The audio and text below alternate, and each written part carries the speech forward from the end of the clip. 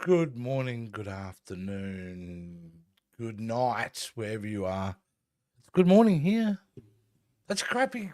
That's a really crappy opening bit by me. I'm just gonna put it out there. It's not good. It's not good. So let's start again. Hi guys, how you doing? Now it is 8:30 a.m. where I am, so I've got my morning juice in my Homer Simpson cup. And there's a few things going on in the world of movies and TV that I thought it might be really great an opportunity to to go through some of the things that happened the last few days. And I don't think there's anything bigger to discuss. Honestly, in my world at the moment is probably around what's happening in this Star Trek world. Hi there, Nita. How are you, mate? Thank you for watching. Anita, I'd love to hear your opinion on the last episode of Star Trek Strange New Worlds, because the reason I'm bringing that up, I don't know if you guys out there, Star Trek fans who are watching. Whoa, look who's finally caught me. Here we go. Mr. Gibbons, thank you, mate. It's good to see you. I don't think you're a Star Trek fan, if I remember. I think you can take it or leave it. And you're probably better off leaving it at the moment, because I've been very opinionated about what I see is a horrible third season of Star Trek. It's just missing the point. Without going into all the particulars, I decided that unless they pull off the two best episodes of television, period, like, this is the worst Star Trek season that has ever been. I mean, it's horrible. It makes Picard season 2 look like Chernobyl, look like Andor. It's horrific television. Um, yes, there are a lot of opinions in this latest episode, and one that I brought up around that I had seen online around the attack on biracial people. I hadn't even thought of it. Look, I'm a mayonnaise man, as Jason Gaston puts it, and that's true. And then when I saw that, that really changed my opinion on the episode, because it's like, well, I didn't look at it from that perspective. So I just shut up and I listened, and then I just forward that on to Jason and go, what did you think? And yeah, it kind of goes, that's one of the issues. But the real issue with Star Trek, it's just crap writing. Once upon a time, you would say that Star Trek was the gold standard of television. If you wanted to watch the best sci-fi on TV, you went to Star Trek Deep Space Nine, Star Trek Voyager, TNG. Now it wouldn't even make the top 10 of good science fiction shows. You know what the best sci-fi on television right now? Alien Earth. I don't know if you guys have been watching that at all, but Alien Earth is a show you should be getting excited about. If you like the Alien franchise, what the creator Noah Hawley has done to expand that mythology and to create really interesting characters, I think Alien Earth is an achievement. And I think every one of us are shocked. Like, honestly, I thought it was a dumb idea after seeing Alien Romulus, because I'm like, how do you get any better than Alien Romulus? How dare you try to do a TV show? And boy, as Nita says right here, it's next level sci-fi, and it is. It is. Like, it's riveting television, right? You're locked in the moment. There you go, Jake. Alien is a fresh breath of alien air we didn't know we needed. And that's the thing, right? Like, I didn't see this coming. Like I said, I was adverse to it. It's like, it's a waste of time. What are you doing? And man, I mean, look, if you'd said to me, Timothy Oliphant would be amazing in this show, I'd be like, yeah, good old Fantastic. Yeah. Man, he's great. He's great. Did you know the main girl in it? I can't remember her first name, but she's a Nepo baby. She's actually the daughter of Kyle Chandler, Friday Night Lights coach. and soon to be in Lanterns. She's the daughter of that dude, and man, I don't care. I think being a Nepo baby is awesome, like in this regard, because she's fantastic playing Wendy. I've thought about, why do I love the show much? There's many reasons to love the show, but one of the reasons is the Peter Pan allegory going through it. Not even allegory, really. I mean, they're mentioning in the show the characters are named after Wendy and the Lost Boys, and that head of that tech company thinking he's Peter Pan. I mean, it's twisted in its execution, which is amazing. And then there's that other dude who was like, his job was to protect the species. He's hired by Watani, manipulating the other synthetic. So creepy. I'm like, where's the future Chris Hansen to stop this dude from manipulating that poor kid? But yeah, how freaky. Yeah, I mean, that dude is twisted. I agree with you. That is so twisted. Yeah, he's like, he's the perfect villain, you know, in that regards. He's like over the top maniacal, but still, you know, can get away with anything. To me, the scene of that episode, though, without spoilers, all I'm going to say is I love the eyeball octopus. I'm a big fan of that. And boy, that scene when the eye finds a host, it's pretty full on. You know, it is well established at this point, as we know that Predator movie's coming out, Badlands, is an absolute extension of the concept that aliens and predators are in the same universe. Look, the main, I think it's pretty clear also in that trailer that, I forget the actress's name. She's a wonderful actress. Dakota Fanning, is it Dakota Fanning? Yeah. Or no, it's the other one. It's the sister, isn't it? Either way, that girl is playing a synthetic from Watani. You know, so yeah, but we are absolutely keeping that. There is no reason not to have at least a Predator reference. A bit of tech. Maybe in one of those, you know, dirty, disgusting storage containers they're keeping all these aliens in. The head of a Predator or something. That would be cool. That would be cool. But it's such a great show, right? Such a great show. Yeah. Watching Peacemaker also at the moment. Peacemaker season 2. Yeah, really kind of enjoying that. It's a lot darker than I think the first. In a dark, disgusting show. Still a lot of laughs, but watching Peacemaker, that's kind of pretty good at the moment as well. Besides that, I'm looking for recommendations. Like, well, what are you guys watching right now that you're going, look, man, this is really great. I'm enjoying the hell out of this. Because here's the problem I have. Here's the biggest problem I have. It's just so much stuff. And there's good stuff. But because it's buried in a lot of mid stuff, it's hard to find the really good stuff sometimes. Yeah, you know, I haven't watched the first season, but I heard really great things about the show. So I'm absolutely going to be taking that recommendation and going down the Twisted Metal. You know, I like my boy Sam Wilson. It's a shame you're in a bad film earlier this year, but as an actor, I really enjoy him, and he looks like he's having fun in that show. I definitely want to check that out. And man, of course, I'm old enough to have played the game when it came out, and it's for PlayStation 1, when it was blocky 3D graphics. Still a lot of fun back in the day. Oh, yes, Gen V. Okay. Oops, sorry, I'll pop that. I'll go back, sorry.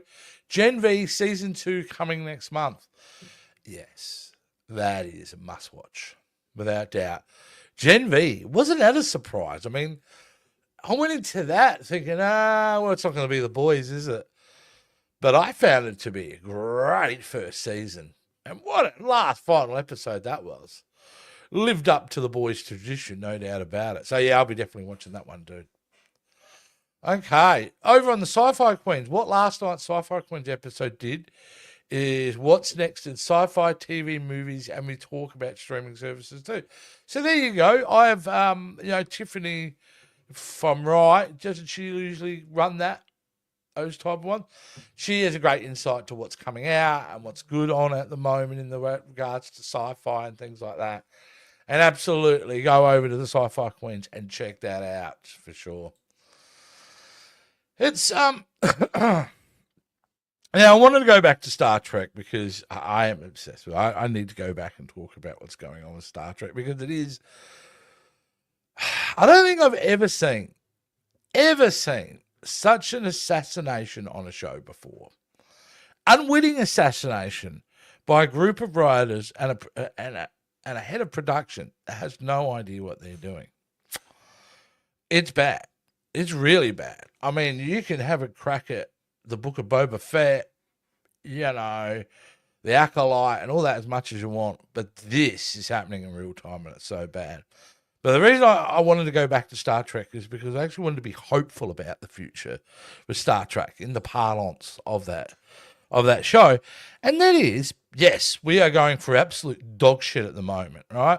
As I said to the boys, they've got to stop sending us dog crap with sprinkles and telling it's a yummy chocolate donut.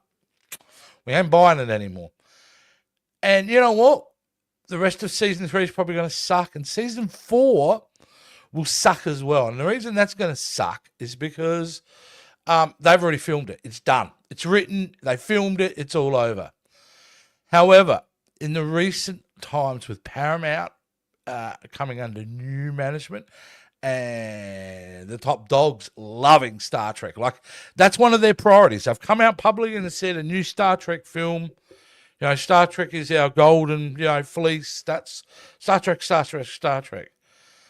Is they'll be seeing the fan reaction to season 3.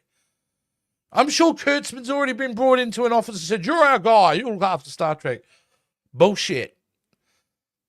This management is going to see what they're doing to a beloved franchise. Because here's the problem with Star Trek Strange New World season 3.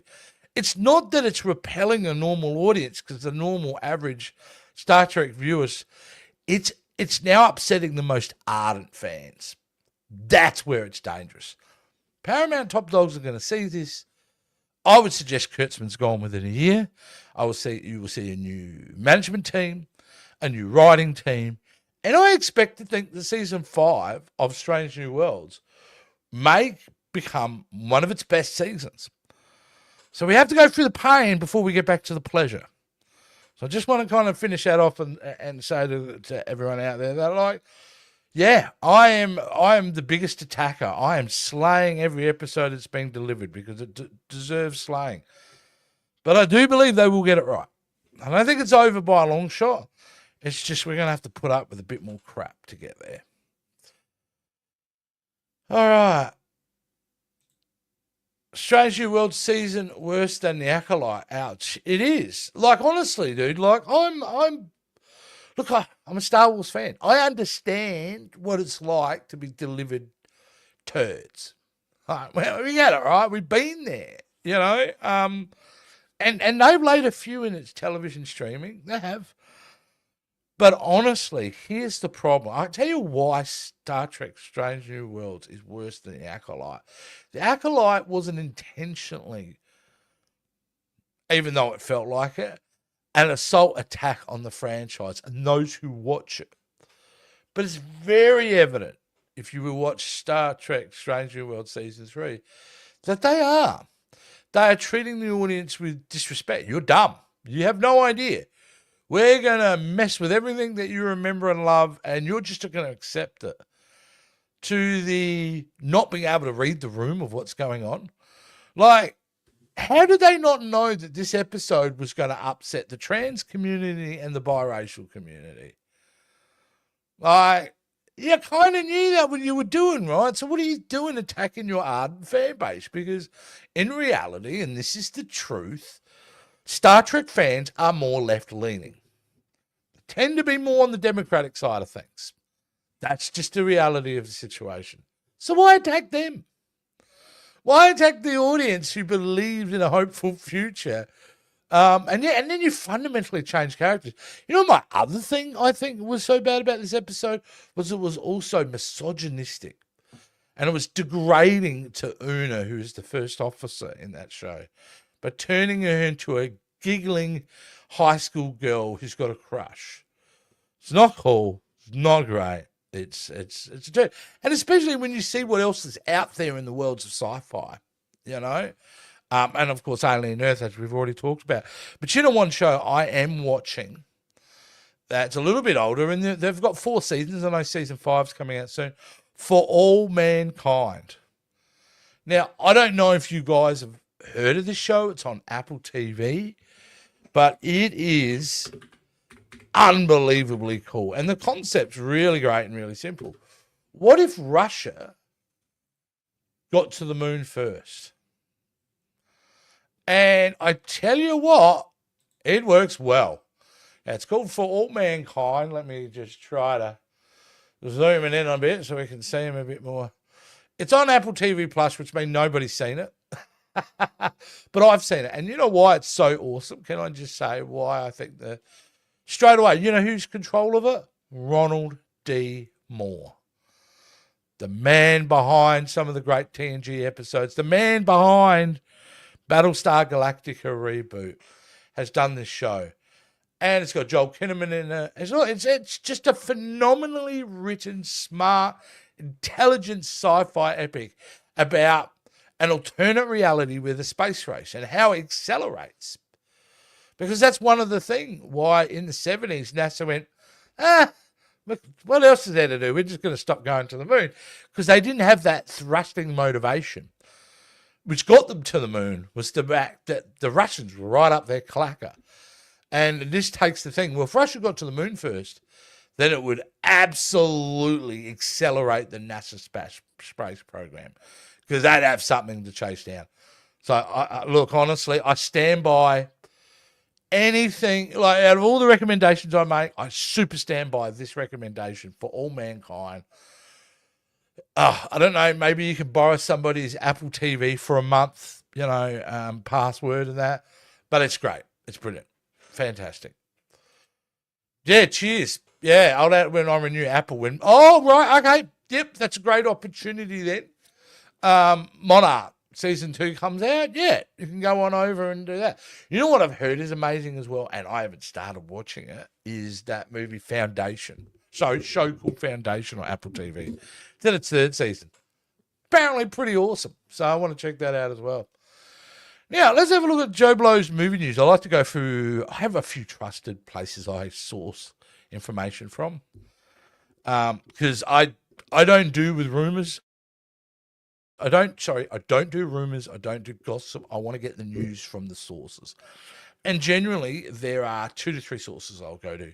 There's Variety, of course. There's The Hollywood Reporter. Deadline. They're your 3 probably top tier. There's no rumors going on here. If it's on one of those sites, it's 99.9% accurate. And then you get the next tier, the really good ones, the ones who kind of collate all that information. And the one that I use is joeblow.com, because generally they go through that main news and then they kind of funnel it through onto their website. So let's have a look at joeblow.com, because I do like them, and see what they're talking about here. Let's move that up a bit. Whoop. All right, let's go back down to here. Here we go. All right, now, at the weekend, Jaws and Weapons rule the box office. Isn't that amazing? That Jaws, they've obviously re-released it in cinemas, has basically won the box office. It's amazing and also very disturbing. Yeah, Weapons, can't wait to see it. My daughter's seen it, my son's seen it, my friends have seen it. They've all said it's such a crazy movie. But yeah. But with the 50th anniversary release, like 50 years ago, guys, 50 years ago was Jaws. It's insane, right? It's insane. But it's kind of winning the box office. But look at the box office numbers, though. Yeah, currently, and it's not over yet, obviously, the weekend, but if you're going to win the box office weekend, $12 million is going to do it for you.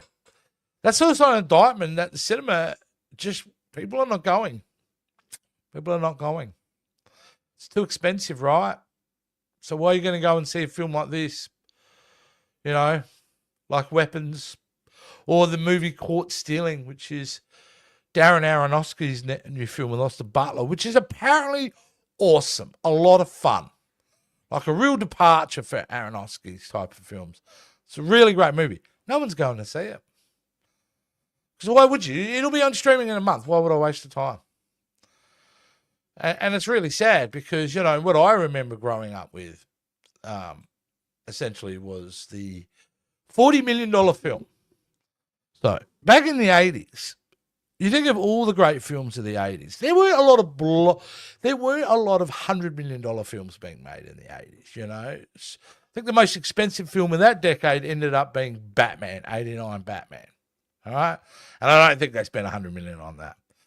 Generally, if you think of films like Back to the Future or any of the John Hughes films or any Lethal Weapon series, any of Arnie's films, except for maybe Total Recall onwards, generally most of them were made for $40 million. It was part of the $40 million group, which means in that price budget, studios were able to produce original stories, original films, and kind of mitigate any massive risk as a box office failure. Because also in those days, you had the VHS era. And the good thing about the VHS era for studios is for most of the 80s, there were no resales. You couldn't go to the shop and buy a tape for $19.95. No, they would sell those VHS tapes to the video shops at about $100 a pop. So it would cost the video stores to buy all these movies and that, and it cost them $100 per VHS, and then they could rent them out. So studios did well no matter what, which allowed for way more creativity. Do you think a movie like Back to the Future gets made as is today? It doesn't happen because it's either pushed to be $150 million to $200 million event picture, or it's a straight to streaming low budget feature because it fits in that really weird pocket, right? And I lament the death of those films because, you know, Hollywood, you could go to the movies any weekend and go catch up on Lethal Weapon, Back to the Future, Top Gun, any John Hughes, any of that stuff. You could go and see on a weekend, and it didn't just play for 6 weeks. It played for 6 months. You know, E.T. in Australia famously played, I think, from 1982, its release date, all the way to 1984. Star Trek The Wrath of Khan was at the movies for like 7 months. It was nuts back then, you know, but everything's so quick, it's all about profitability and IP, and we lose out on some really fantastic material. I'm not even saying it doesn't exist. I'm saying because of the way that Hollywood is run and the budgets, it's buried under mediocre shit. And that's, you know, it's upsetting. It's upsetting as a film fan who was privileged enough to be able to be a kid that spent a lot of time in the cinema, you know. But there you go. Let's have a look and go back to the guys. Joe Gibbons says, I'm still shocked K-pop Demon Hunters. Yes. Like, as a 51-year-old man, that's when I went, I'm so fucking out of touch. I don't get this. I don't understand K-pop, and I don't understand how they're demon hunters. But it's working for an audience. I think it's working for an audience. I think it's primarily the female audience that seems to absolutely love this film. I think a lot has to do with the music as well. But see, that's great. That should be not a big deal. We should be going like, I don't get K-pop. But there's plenty of films for us to go and watch, which there is. But yeah, I can't imagine a K-pop Demon Hunters being the biggest film of, 1987. I can't imagine it. All right. Movies in New York City is so expensive, it's not worth it. It's only the tickets I'm talking about. See, that's inherently the problem. See, it used to be, right, but back, I think 20 years ago, you started hearing about, geez, it's expensive to take the family to the cinema. But it's beyond that now. It's expensive to go whether you got a family or you're by yourself. It is beyond a joke. It is a luxury. It is getting to the point where the experience of a cinema, by the time you've got your confectionery, you've got your ticket, maybe you can go and see a Broadway show at this point. I mean, like, it's just absolutely ridiculous. It is like trying to take a family to a movie is just a nightmare now. It's a nightmare. It's way too expensive. And you can tell why the parents are attracted. No, we'll just watch it on streaming. You know what I mean? It's just ridiculous. It's absolutely ridiculous. And for a single person to have to pay a premium for a ticket and then, you pay for all this, it's just not worth it. I get it. I understand that. No, yeah, that's right. See, that's the problem, right? So something like Back to the Future, if it was made today, would be way too much CGI. They'd totally lean on it. And wouldn't have the same feeling as practical does. That's right. Because essentially, they would just overdo it. And that's why there will never be, as long as Robert Zemeckis and Bob Gale are alive, apparently, there will never be, and I think they've got a contract that even after they're gone, no one can remake the film. And I'm, as much as, as a kid, I would have sacrificed my right arm for a Back to the Future 4. No, it's done. It's done. As you know, James, I don't know if we've released it yet, but we're right in the middle of recording the Back to the Future trilogy on the VHS vault. So we just recorded the other day Back to the Future Part 2. So we're doing that trilogy at the moment, by the way, over in the VHS vault. You're going to love it, mate. You're going to love it. It's really a lot of fun. Yeah, the movie was the place to be as a kid. Absolutely.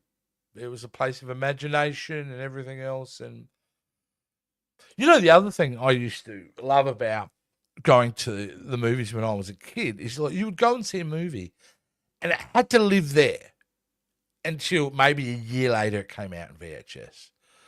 The only way to go back was to go back to the movie and see it again, but generally it had to live here. So you would start to buy the movie soundtrack. You may even buy the novel. You'd always get the novel, right? You'd always get, I'm going to get the novelization of this. You would get merch from it. As a kid, with some movies, you'd get the book on tape. You had the cassette and then the book. Or if you're super rich, you'd get one of those, what were those red things that had little frames on a little disc? And you'd click it and you'd see images in 3D as you wore them. Maybe you get a couple of discs from the movie. It was definitely a different time. And anticipation and having that sit in your head at the time too was always a fun. I don't know. It was a different time. I liked it. 80s, 90s, and even early 2000s, we went nearly every weekend. Yes. Every weekend. Now we go maybe 6 times a year, if that. And there are probably a couple of reasons for that, isn't there? One would be obviously the expense. It's like, but the other thing is content, right? Right. Like, we are now 22, 23 years in from the event picture superhero period. From 2000 until now, superhero films have become the primary, biggest budgeted event films of the last 20, coming up to 25 years. Nothing bigger. And man, have we seen some great stuff in that period. Great movies.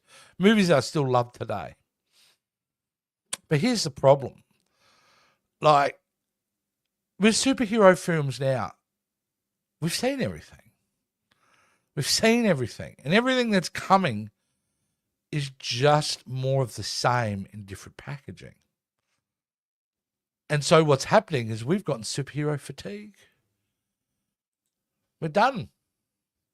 We're bored. Nothing excites us. And can you blame it? I mean, like, after Avengers Infinity War and Endgame, which is probably really the closing of the book, like, nothing has ever lived up to that kind of hype. And it's a wonderful thing we got to experience. But also, everything becomes sameness, right? So if you're going to go and take the family to the movies, the biggest movie out there is generally someone's wearing a cape. And it just means, well, do I really want to go and see Ant-Man and the Wasp Quantumania, or do I want to, you know? And I think, as much as I love superheroes, I can't wait for the next genre to become the leading genre, you know, because over the 100+ years of Hollywood history, that happens. Sci-fi movies were dominant in the 50s a little bit. The cowboy films were like the superhero films. They were the big films of the time. You know, genres come and kind of go. And the superheroes had an amazing 20+ years, but I'll be excited to see another genre dominate and become more the vessel for the zeitgeist rather than just a Marvel or a DC film. As much as I love those films, it will be great to see just a different type of film that excites me at the cinema. This year hasn't been too bad. Do you know what my before I go on? Hello, Liz. There I am. Yes, here I am. Hi, Liz. I put it in Instagram and I was going live. I did. Yeah. You're my favourite film of this year. Not my favourite, but one of my favourite films of this year that gave me hope about moving on from superhero fatigue. A film in America that you guys weren't super excited about. By the way, guys, if you did want to jump on and talk, this is Streamyard link if you wanted to do it. But a film I watched the other day and I thoroughly enjoyed it. I mean, I enjoyed it a lot. And that was F1. The Brad Pitt movie. And that film, believe it or not, has grossed more than Superman globally. Formula One is not a sport that is super popular in the US, but it is massive internationally, including here down in Australia. I lived in a city that hosted a Grand Prix for over a decade plus and used to go all the time. It was a wonderful experience. Either way, this film, made by the same guy that did Top Gun Maverick. It's a film that has the most simplest, we've seen it a million times, kind of story. But man, executed so well. Phenomenal film. And also phenomenal because there's no, I think there is a little bit of CGI, but it's only dressing. Like all the car races, that's Brad Pitt in the car. They filmed that over a season of Formula One. They had the entire Formula One organization behind them. It's a great film. It's a fun film. It's one of those films you can sit back, and it is, I hate the term turn your brain off, but it is a film that you can absorb and feel comfortable with. Totally recommend F1. Real surprise. Really good stuff. Yes, Liz, go watch it tomorrow. You will enjoy it very, very much. What else did I want to talk about here? There's a bit going on. Any Mortal Kombat? James, are you a Mortal Kombat fan? I don't know if you're still there, mate, but are you a Mortal Kombat fan? Because I think you are. I would say you are. I would like to hear your opinion on the first reboot of Mortal Kombat that they did a couple of years ago in 2021. I am an MK. Yeah. We're too similar not to be, right? Who doesn't love Mortal Kombat? Did you know I was actually on set of Mortal Kombat 2021? It's a true story. They filmed that film here in my hometown of Adelaide. And I had a friend Asian friend, and they were looking for extras for Mortal Kombat. They're looking for fit guys. And here's my mate. He's 5'3", slender like guy. And we line up. And that day, mate, I'm telling you, at Adelaide Film Studios, there were hundreds of people lined up to be an extra. However, I had somebody there working security that I knew who actually called me and moved me to the front of the line with my mate. Which, man, the dirty looks we got walking through was amazing. Anyway, we go into the casting office. And there he is, and they're asking him his name, filling out a form. And that's kind of it. And they kind of rush him through a little bit and kind of push him through. And I said, well, wait a second. Take your jacket off. What you didn't know about my mate is once you took his jacket off, he had all these kind of, let's say, Asian gang tattoos. His whole body was covered in them. And the thing is, what he also was nothing but muscle and sinew. This kid, who I've known for a while, Ken, amazing guy, is basically like Bruce Lee covered in gang tattoos. And the casting agent's in shock going, oh my God. Anyway, he ended up becoming a featured extra and got paid for that week. That was great. But I got to sneak onto the set down, which from down at Port Adelaide. It was a fight scene and kind of in the beginning of the film. And a lot of where that was shot was actually around our hometown. Which was pretty crazy. I got a hat. I don't know where it is. And it's a Mortal Kombat symbol. And at the back, it has Combat Crew with a K. And now the hats they gave all to the crew that worked on the film. And I was given one. So, yeah, it's a long way of saying what you're just about, what you've just said. Yeah, they pushed Mortal Kombat 2 to May 2026, which is strange because it was due out next month. Well, sorry, in 2 months, but it's the 31st of August here. In just, 6 weeks, it was due to be released. And then you've stopped it for 7 months. What's going on there? Why are you delaying it so long? Why are you putting it into a crowded summer when you could have basically most of October, November? It's odd. It's an odd move for this. I think they've run. You know what I'm thinking? I'm thinking right about now is when you do your test screenings, right? I think right about now they're getting a lay of the land, what the audiences are thinking about this. So I'm thinking they're reshooting. They've got to be reshooting. There are problems there. What else? Oh, here we go. Early screenings were super positive, and they are hoping for more sales in the summer, unless they're going to reshoot or update CGI. Okay, well, I stand corrected. That's awesome. And I believe you 100% because you're not someone that F's around with information. Well, that's really good. That excites me.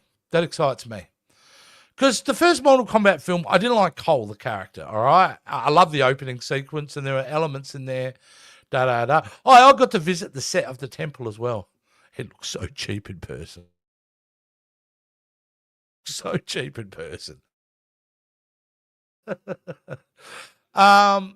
Yeah, early screenings were super positive, which is great. Like, I still think, why not do it in March, though? I mean, I have to look at the schedule for next year, but aren't we getting into, Mandalorian Grogu territory and potentially Spider-Man Brand New Day? Or was that June?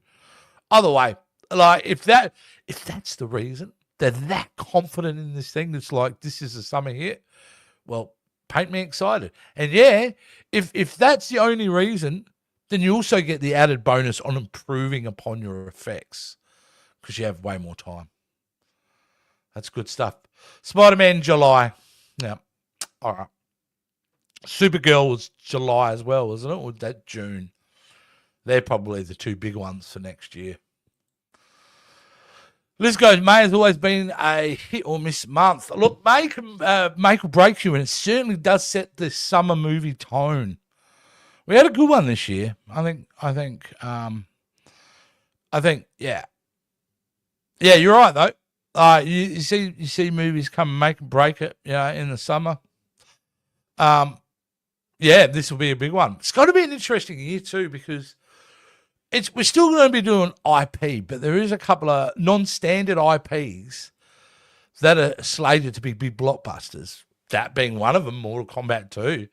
But the other one being Masters on the Universe, which I'm so delighted about. Oh, June for Supergirl. Yep, excellent. I'm so delighted about. Now, I put up a graphic the other day around the fact that, Master Universe is coming in a big, bad way. And me and Jason over on Jason Work Ashton channel, we've been doing a show now for a couple of years. It's kind of like our little side, dirty little secret in the closet for a while show. And that was called The Power of J-Skull, where we go through all the old episodes of He-Man, and which we've done. Like, we've gone through most of the cartoon shows at this point. There are hundreds of episodes, I think, of The Power of J-Skull, so go check it out. But it was funny because I hadn't thought about He-Man and Master Universe before we started that show for 20 odd years. And then over the couple of years, I started to notice, this fandom is starting to come back. People are interested in this. And I just love the timing of now I'm fully back into it. I own a lot of the figures again and all that. We're getting a blockbuster film made. And people are probably still thinking Dolph Lundgren in their head. No, they're doing something really cool here. They're going to be staying as accurate as possible to the toy line. Like visually, stylistically, the director they've got is wonderful. The cast they got blows my mind because I think it would be I thought, you wouldn't have to have a cast this big, but it's awesome, Yes, Masters of the Universe is going to be the hit of the summer. I reckon it's the surprise here, dude. I think it's the surprise here. Liz is on board too. That is absolutely going to be fun. That is directly, intravenously, right into our fandom vein, that one. So it looks great. Yeah, I think that's all the concern, right? That's the concern. I have a good feeling about it. Jared Leto goes big, right? In any film, he likes to go big. Well, you can go big with Skeletor. You can do it. It kind of demands that you do it, right? You need to go big. Look, I'm hoping it's going to work out. I'm actually even Tron Ares, which comes out soon as well.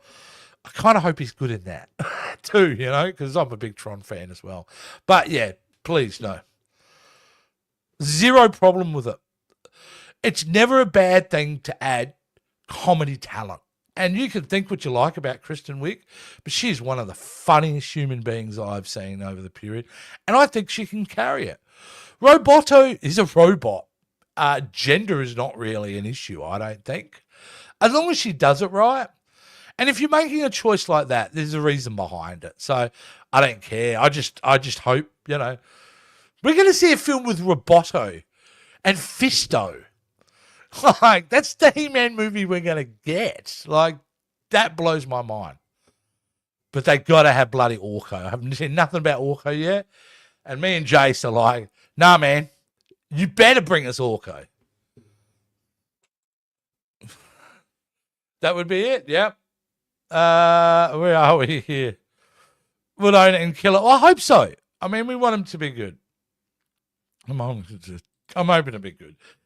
Yeah, look, yeah. The fact that they're going so deep cut with the characters, though, like, it's crazy. Like, I think, like, Stinkhaw's in it. Like, what are they doing? Amazing. But my favorite character, as you know, if you've ever watched Power of Jayskull, is because I'm the graphic of it, Stratos. My man Stratos. I don't know if he's in it.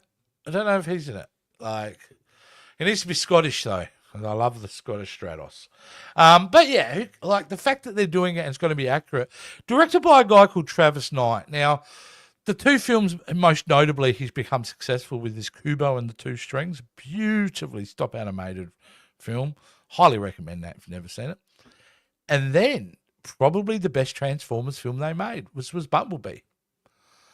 And why was Bumblebee so great? Because the characters look like the toys. Because they went back to the old retro style design. It was amazing. So that guy's making it. He's a big fan. And the amount of acting talent and quality you've got going for it. Yeah, I think it's the big hit next year. The surprise hit. We're all going to be, wearing our He-Man pajama jams. We're going to be, buying those plastic masks again. We're all going to have holding swords in the air. I have the power. And I'm down. I'm going to dye my cat green and black. That's going to happen. There we go. Orko, are we right? We've got to have Orko, man. Orko. It's kind of weird. Like, it's like having the Justice League and not having Wonder Woman or Batman. He is kind of one of the characters you got to have, right? You got to have some Orko. So, now. Oh, put my Moss Man in the slime pit despite the warnings. Yeah. I don't think, is there a Moss Man toy from the beginning that would still have that hair on it now at this point? That, stick-on green stuff that would wear off as you put your thumb on it. We need a good Orko. He should be a bigger part of the story, not just silly. I pitched with Jason once on the Power of Jayskull, like, if I was, and this was before they announced the movie, but if I was going to do a plot for He-Man and Masters of the Universe, I actually would have used Orko as the audience perspective. In other words, the story would have totally been from Orko's perspective. So the movie would start with him literally appearing on Eternia. All right, we'll go into the backstory of how we got there, but he lands there. And so we meet all the Eternians and He-Man and Man-at-Arms and all that through Orko's journey, which I think is fine. But at this point, we need some goddamn Orko. Orko, or yes, indeed, we'll riot. For sure. Had a bit of bad news in the movie. I think incredibly bad news in the cinema also this week was an interview with Ridley Scott saying that he was offered $20 million to direct Terminator 3 and he turned it down. And the bad news is I lament that there for one moment in time, maybe for 5 seconds, when he was thinking about it, that we could have had a Ridley Scott directed Terminator 3. Can you imagine what that would have been like? $20 million and he turned it down. That's when you know you're doing all right? When you can go, you could jam your Terminator film. And the reason he was offered $20 million, that was Gladiator had come out, won the Oscars and all that kind of thing. So it would have been a really odd choice for him to have directed it. But we could have had a Terminator 3 directed by Ridley Scott. Would have been brutal. Would have been brutal. T3 would have been peak, yeah. Yeah, I think it would have been different for sure.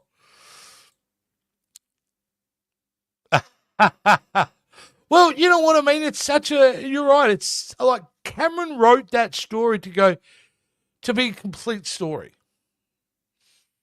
It wasn't a middle part of a trilogy. It wasn't a chapter in a book. Terminator 2 was a conclusion of a story. And it's done perfectly. It's one of those things. It's like, well, you've tied it up perfectly. Now let's untie it and make it poorly. Yeah, there was not much they could do. Though I will say, out of a pretty horrible film, because it's not a great film, there are a couple of good action sequences in it. I do like the fact of the ending. The idea of no matter what they do, fate's coming. Like, it was going to happen. Because essentially, Terminator 3, on big picture stakes, nothing really changes or happens. It doesn't really do anything, The world still ends. Nothing else. Like, he gets protected, I suppose. They get protected. But yeah, nothing else happens. But I would have been a different script anyway. Yeah. Do you remember seeing, a couple of you guys here are as old as me. Do you remember seeing it in the cinema? Do you remember going to see Terminator 2 when it came out in 1991? Oh boy, I do. Here we go. No fate but what we make. Yeah. Yeah. 2, it was the end, but 3, talking about now. And we are still missing the clues. Yeah. Yeah, that's sad. That sad story of the actor. One of the young actors we kind of lost, didn't we? Nicholas, can't remember his last name. But yeah, quite sad. Quite sad, but a Terminator franchise which really should be put to bed, let's be honest, right? Should we just put it to bed? And they tried multiple times. The name was Salvation, which was just a turd burger. Genesis, which had some interesting ideas, but again, again, why would you? Why did we need it? And then obviously Dark Fate, which, oh my God, that was horrible. So, yeah, there you go. There you go. The other story I saw this week I don't want to bring up because it can't be true. This cannot be true. I will not accept it if this is true because it breaks my heart. that apparently the romance between Liam Neeson and Pamela Anderson is nothing but a naked PR stunt. Bullshit. There's no way. No. They're doing it. They're tasting each other's tonsils. No way. I don't want that to be the case. That was a beautiful thing, right?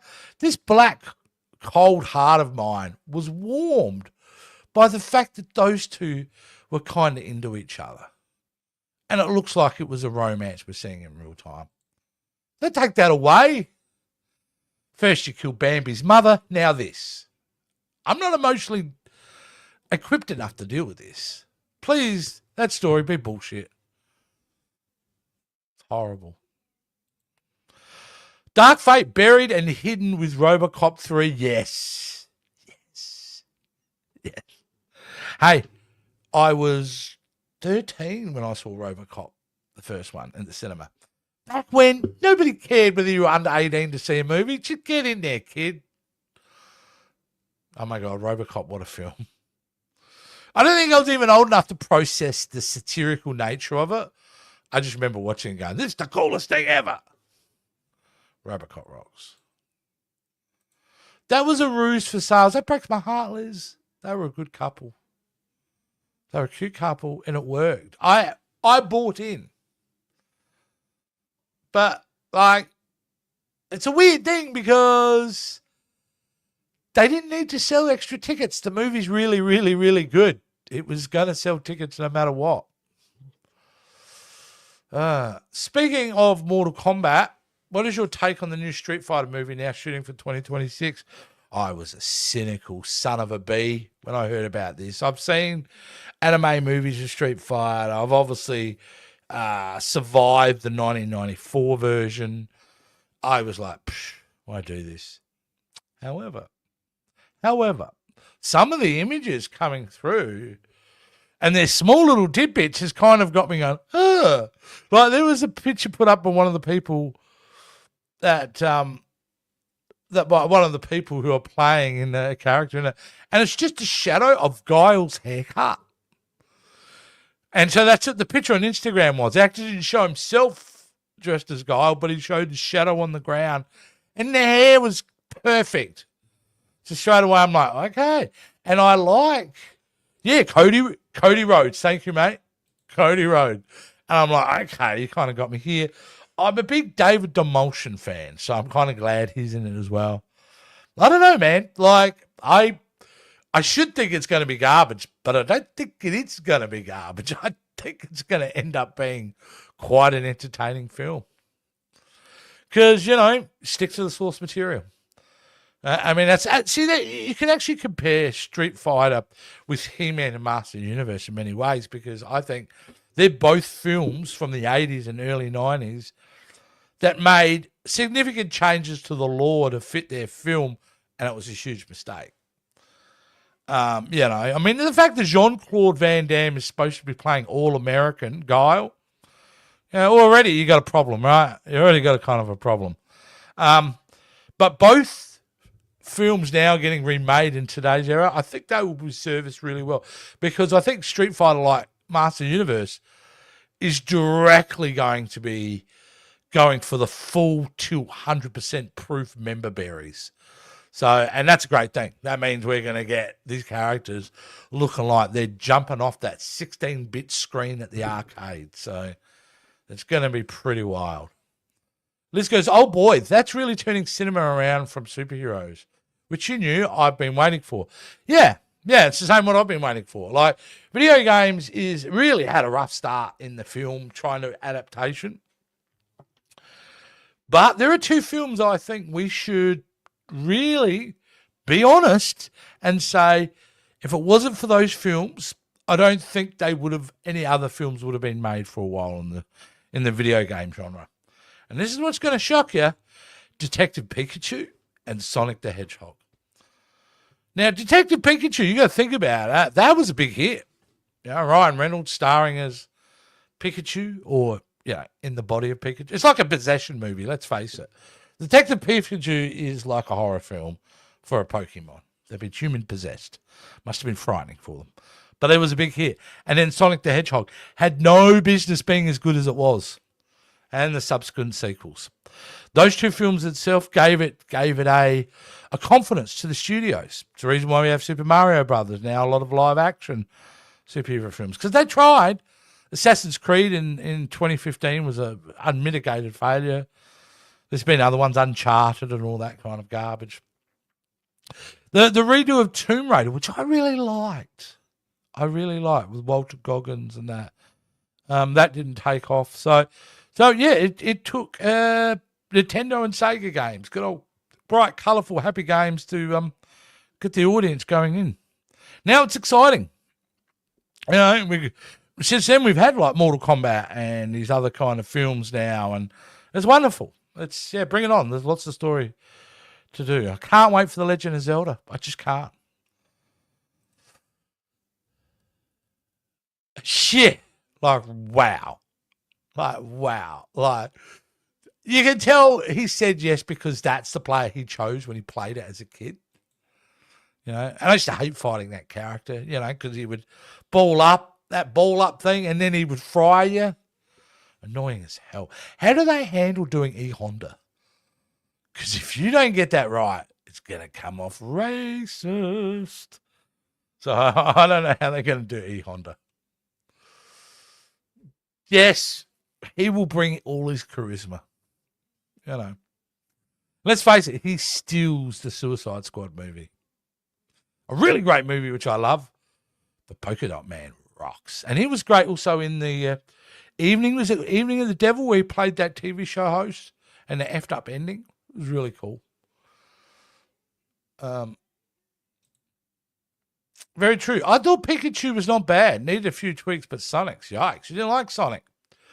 Pikachu was sweet in the end. It was a kid's film. And Sonic, man, it was like it shouldn't have been. Hats off to the guy, Ralphie O from Parks and Rec, for doing such a great voice job. Just completely capturing the character.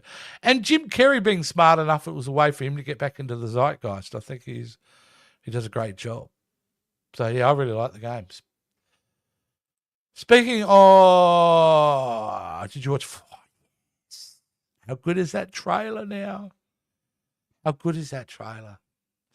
See, that's somebody who... what's interesting about video games, too, is... except for The Last of Us, but you can argue with The Last of Us, they did make some significant changes, though they have, for the most part, stuck to the game story. It's opened up. Here we go. I'll just say, thanks, Liz, for dropping by. Mwah! We'll see you next time.